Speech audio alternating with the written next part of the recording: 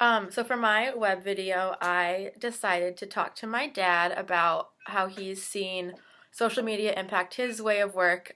He has been doing radio and working in the music industry since I was born. So I haven't been able to see him, but I have him on the phone. So we're gonna I'm just gonna ask him some questions about his experience. Hi, Dad. Well, hello, man. How are you? I'm good. How are you? I'm good. I miss you. I miss you too. Okay. I'm gonna ask you some questions about your social media use. Sure. Okay. So how have you seen the use of social media change the way you work in the radio and like with your advertising industry? Yeah, it has completely changed the radio industry in that it used to be when I first started, literally 30 years ago, it used to be everything we did was between the microphone and the tower and the transmitter.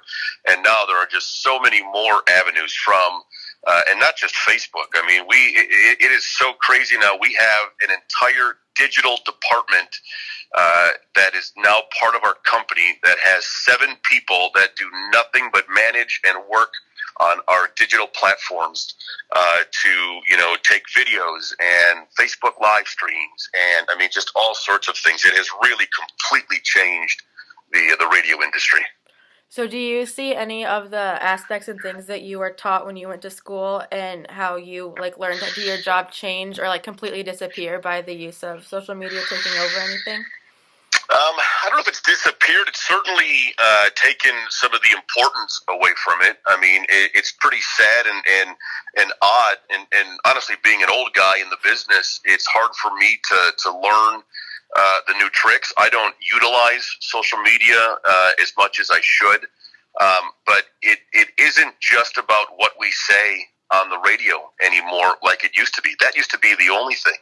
Now, when we prepare for our show or we're prepping for an interview, you have to take the other components into it. So it really hasn't taken away anything, the basis of radio, but it certainly has lessened the importance of it. It's not just about what we're doing on the air. In fact, I would almost say in some situations, social media, in the company's standpoint, is actually more important than what we're doing in the studio.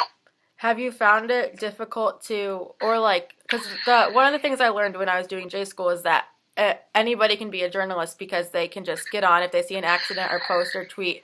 Do you think that is like taken away by people breaking the stories before you can get on the mic and do so? Yeah, it has changed the way we have to program our radio station. I mean, we live in such an instant world. Way back when, and I sound like I'm 100 years old, and I'm not quite that old, maybe 80. But radio used to be the only place. For example, from a music station standpoint, radio used to be it was the only place that you could hear music, and it's the only place you could hear your favorite songs, and so it has really impacted the record business too, because now there are so many different ways to hear a song. You're not just listening to the radio for just the song. The news, the same way.